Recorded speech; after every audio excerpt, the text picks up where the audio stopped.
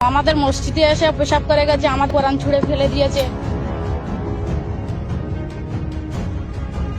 মেম্বারের উপরে যেখানে নামাজ পড়ে ইমাম সাহেব সেই জায়গাটাও পেশাব পড়ে আছে, উপর হামলা চালায় এবং বড় বড় হাম্বল দিয়ে ঘরের ছাদকে ফাটানো হয়েছে এবং ঘরের মধ্যে পেট্রোল ডিজেল দিয়ে তারা আগুন ধরেছে। দুই ঘরে দুটো পাথরের আলমারি করেছিলাম, সেগুলো ভেঙে দিই। পুলিশ থাকা থেকে ঘর ভাঙছে, এসব কি ব্যাপার? এর ঘর ভাড়া অধিকার কে দিয়েছে? ছেলেটা গিয়ে ভিতরে ঢুকে, যেখানে মসজিদে মেম্বার ইমাম সাহেব নামাজ পড়া গিয়ে পেশাব করে, আর যে মেশিন আছে মেশিনের উপর পেশাব ফিরে দেয়, তারটার করে ছিঁড়ে দেয়। তারপরে কিতাব মুসাল্লা গুড়িয়ে নিয়ে দাবায় আছে। দুবার তিনবার বাইরে এসেছে, ঢুকেছে। ঘটেছে বলুন একটু। সকালবেলা ছেলেটা ছুটে এসে ওখান থেকে ছুটে এসে মসজিদের ভেতর ঢুকে মসজিদে পেশাব ফিরে দিল, মসজিদের তারটাগুলো সব ছিঁড়ে দিল, মসজিদের চাট আর মসজিদের নামাজের পাটি নিয়ে সেগুলো বগলে করে নিয়ে পালাচ্ছিল। এবার আমরা ধরলুম, ধরে জিজ্ঞাসা করছি। ছুটে এসে মাত্র ঢুকে গেছে, আমার থেকে আগে ঢুকেছে, আমি তো লাস্টে এসেছি।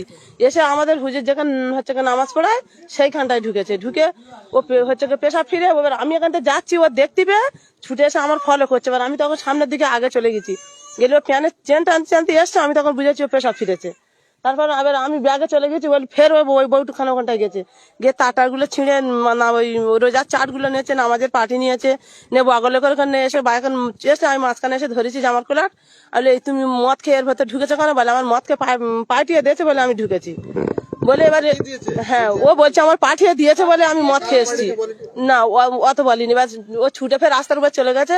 এবার কাকাদের বলছি, ও কাকা তোমরা ধরো, এ মসজিদে হয় নাই করে কিছু হয়তো রেখে পালিয়েছে, আমি তো মেয়ে ছেলে মসজিদে উঠতে পারবো না, তোমরা যোগ একজন মসজিদে ওঠো। এবার ওখান থেকে ছুটে এবার আমার কাকা এসে ধরেছে, ধরলি ও নেকড়া মেরে ফেলে দে, আর ফেলে সেইগুলো মসজিদে রাখছিল। আর আমি তখন এসে মসজিদের গেটটা টেনে দিচ্ছি, ও ভেতরে আমি বাইরে। এবার আমাদের হুজুর উঠেছে, হুজুর বললুম তুমি যাও, ও প্যানের চেন খুলে খুলে আসছিল, দেখো কি করেছে। হুজুরকে দেখো না পেশাব ফিরেছে, সে কোরআন টোরান গুলো সব ছড়িয়ে মরিয়ে দিয়েছে। ওই ছেলেটা কি মদ খেয়েছিল? হ্যাঁ, মদ খেয়েছিল। কি নাম ওই ছেলেটা? ও আমি যখন ধরেছি হচ্ছে বিন্দাখালী ছেলে, জিজ্ঞেস করছি, বলছে আমার বাপের নাম নারায়ণ, আমি নারায়ণের ছেলে, আমি খুব ভালো ছেলে, তোমরা আমার কেউ মারুনি। তা আমরা বলি মারবুনি, যেরকম জামাই শ্বশুর বাড়ি আসে যত্ন করে সেইভাবে ও যত্ন করে বসিয়ে পানি টানি খেয়েছি। এবার আমরা এর বিচার চাই, না তোর ফাঁসি চাই। ও কেন আমাদের ধর্মে মসজিদে উঠে এরকম কাজ করেছে, তার জন্য আমরা ফাঁসি চাই। কি নাম? বলছে একজন ঢুকে পেশাব করে দিয়েছে, কি বলবেন এই প্রসঙ্গে? কি বলবো, তার হচ্ছে জায়গাটা সাজা দিতে হবে, না দিলে হবে? কি সাজা দেওয়া উচিত বলে মনে হচ্ছে আপনার? সাজা যে আইনি যে সাজা হবে সেই সাজা দেওয়া হবে। আমাদের মসজিদে এসে পেশাব করে গেছে, আমাদের কোরআন ছুঁড়ে ফেলে দিয়েছে। আমরা চাই আমাদের ধর্মের ঘরের আঘাত করেছে, কেননা কিছুদিন আগে দুদিন আগে আমাদের মাওলানার ঘর ও জ্বালিয়ে দিয়েছে একটা মিথ্যে কেসে। সেই কেসের উদাহরণ করে উনি বলছে যে আমার একজন পাঠিয়েছে, তার নাম জিজ্ঞাসা করলাম, বললে অবিন পাঠিয়েছে। অবিন ওই তো বিন্দাখালী উনি সদস্য না কি আমরা অতটা জানি না। যে বলছে যে রবিন পাঠিয়েছে, রবিনের নাম বললো রবিন আমাদের মদ খাইয়ে আমার পাঠিয়ে দিয়েছে, আমার এইসব করার জন্য আমার এখানে পাঠিয়েছে। হ্যাঁ, ওই ছেলেটার নাম আমি ঠিক বিধান সর্দার মনে হচ্ছে। বিধানকে যখন আপনারা ধরেছেন তখন বিধান বলছেন যে আমাকে রবিন পাঠিয়েছে পেশাব করে এইগুলো করতে। আমি এসে ঘটনাস্থলে দেখলাম যে ওকে ধরে ওখানে বসানো হয়েছিল, জিজ্ঞাসা করছিল, তখন আমরা শুনলাম যে এই কথাও বলছিল। না, এরকম ঘটনা কোনোদিনও ওরা এখন ঘটেনি। যে ওরা কেন পাঠিয়ে দিয়েছিল, যে ওই মোস্তা হুজুরির ওপর হিংসা করে ওখানে ঘর বাঁধবে না বলে, বাঁধতে দেবে না বলে, ওখানে থাকতে পারবে না বলে, ওই জন্য ওরা এইটা ষড়যন্ত্র করে এইটাই করেছে। একটা ছেলের ঘাড়ে দোষ দিয়ে ওই ঘরটা জ্বালানো হলো, ঘরটা পোড়ানো হলো, মসজিদ ঘরে পেশাব হলো, তারপরে ওই লোকটা ধরা হলো। ঘটেছে গত শনিবারে। হ্যাঁ, এই শনিবার হয়ে গেছে। হ্যাঁ, তো প্রশাসন কাউকে গ্রেফতার করেছে বলে জানেন কি? না, কারোর করেনি। পুলিশের থাকাথাকি করেছে, মানে যেটা ছেড়ে দেওয়া সেটা করেছে। আমাদের সাথে পুলিশ কথা বলেনি। হ্যাঁ, হয়ে গেছে। পুলিশ সবাই এসেছিল, সদস্য আসেনি, প্রধান এসেছিল। আসলে পুলিশই এবার আমরা দাঁড়িয়েছিলাম যে বড় বাবু আসলে তারপরে যা কিছু একটা হবে।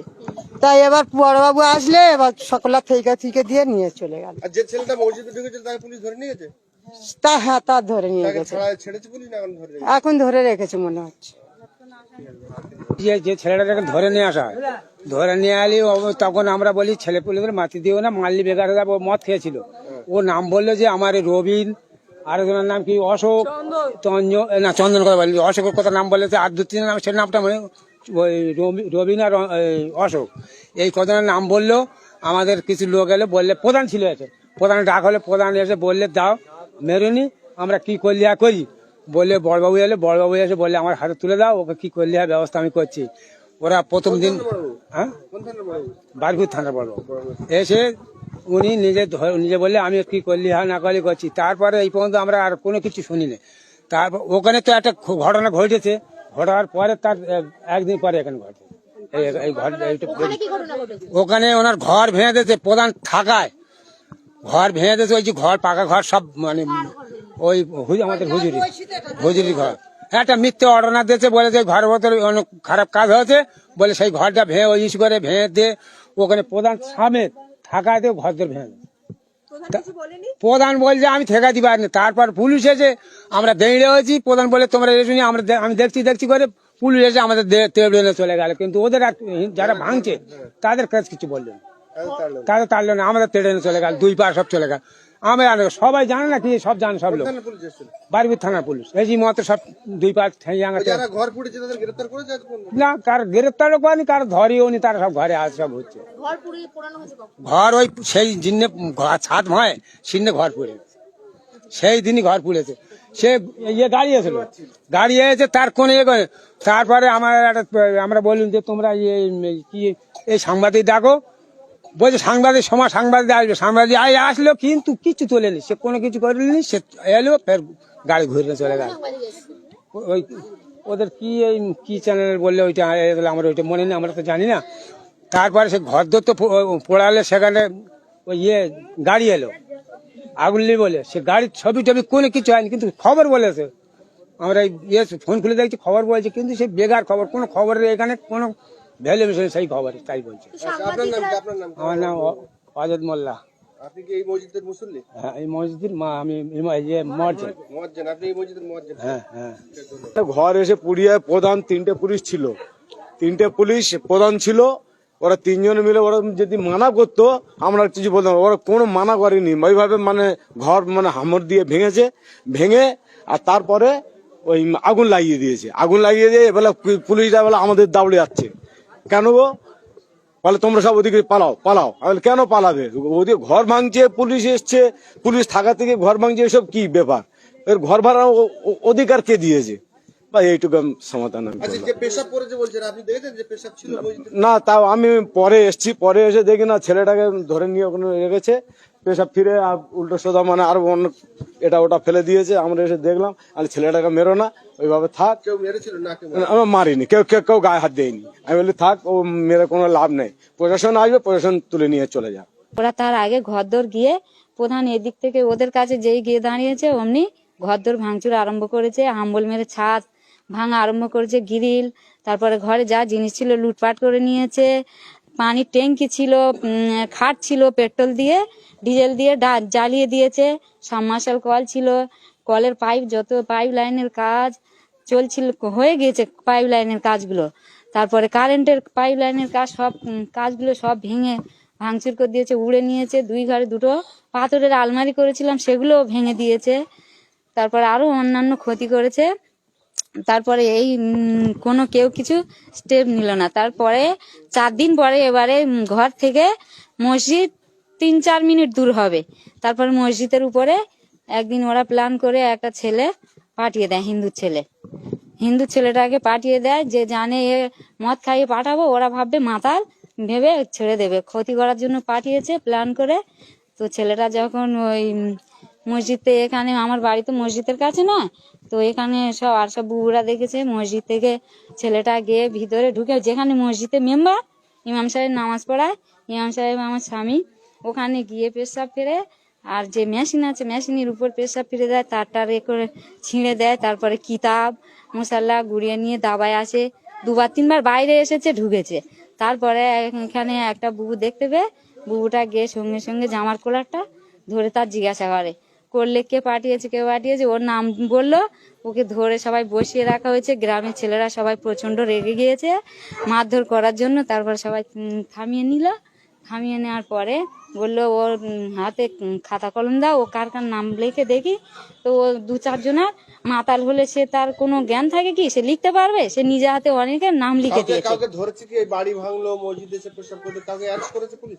না, পুলিশ arrest করেনি? পুলিশ বলছে পালাচ্ছে, আমরা অ্যারেস্ট করতে পারছি না। আপনার ঘরটাকে ভেঙে দিয়েছে, কি বলবেন এই প্রসঙ্গে?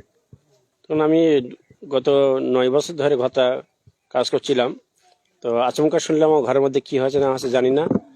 এক প্রকার দুষ্কৃতীরা এসে তারা আমার ঘরের উপরে 100-ও বেশি মানুষ এসে তারা আমার ঘরের উপর হামলা চালায় এবং বড় বড় হাম্বল দিয়ে ঘরের ছাদকে ফাটানো হয়েছে এবং ঘরের মধ্যে পেট্রোল ডিজেল দিয়ে তারা আগুন ধরেছে। তার কারণে ফায়ার ব্রিগেড দ্বারা আগুন নিয়ন্ত্রণ করা হয় এবং এলাকার মানুষ তাদেরকে ওখানে ঘেঁষতে দেওয়া হয়নি এবং অন্যান্য যেমন বিন্দাখালী পঞ্চায়েত সদস্য আরো অন্যান্য সদস্যরা ছিলেন, তারা দাঁড়িয়ে থেকে ঘরে ভাঙচুর করে। প্রশাসনকে জানিয়েছিলেন? প্রশাসন কি বললো? প্রশাসনকে জানিয়েছিলাম, প্রশাসন আসতে লেট করেছে। অনেক প্রশাসন ওখানে ছিল, জয়াতলা ফাঁড়ি পুলিশ, সেখানে তারা উপস্থিত ছিল ওখানে। থানাকে জানিয়েছেন? হ্যাঁ, থানাকে জানিয়েছি। যারা যারা করেছে চিহ্নিত করেছেন তাদের নাম? হ্যাঁ, তাদের নাম চিহ্নিত করা হয়েছে। কাউকে গ্রেফতার করা হয়েছে এই কোন শুনেছেন? হ্যাঁ, এই পর্যন্ত কাউকে গ্রেপ্তার করা হয়নি। কতদিন হয়ে গেল?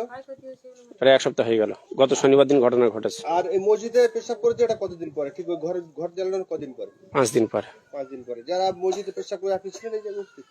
তখন আমি ছিলাম, ওই রুমেতে ছিলাম। পেশাব টেশাব করেছিল সেটা? হ্যাঁ, পেশাব করেছে। যাকে ধরে পুলিশের হাতে তুলে দিয়েছে? হ্যাঁ, ওকে ধরে সুস্থভাবে পুলিশের হাতে তুলে দিয়েছি। কোনো মারধর ফারধর করে? না, আমরা কোনো মারধর করিনি, কিছু করিনি। আমরা গ্রাম পঞ্চায়েতকে সদস্য। সত্যি পেশাব করেছিলেন না? হ্যাঁ, সত্যি পেশাব করেছিল। আমি যখন মসজিদে ঢুকি তখন দেখি চেন লাগাতে লাগাতে বার হচ্ছে। তখন গিয়ে দেখলাম ওখানে পেশাব করেছে মসজিদ মেশিনের উপরে বা মেম্বারের উপরে, যেখানে নামাজ পড়ে ইমাম সাহেব, সেই জায়গাটা ওর পেশাব পড়ে আছে। ও কি একা মদ্যপ্ত অবস্থায় ছিল? হ্যাঁ, ওকে মদ্যপ্ত অবস্থায় ছিল এবং ওকে মাল খাইয়ে পাঠানো। ও বলছে আমাকে মাল খাইয়ে এখানে পাঠিয়েছে। কিছু মানুষ পাঠিয়েছে? হ্যাঁ, কিছু মানুষ পাঠিয়েছে। আপনার নামটা বলুন। আমার নাম মুস্তাফিজুর মোল্লা।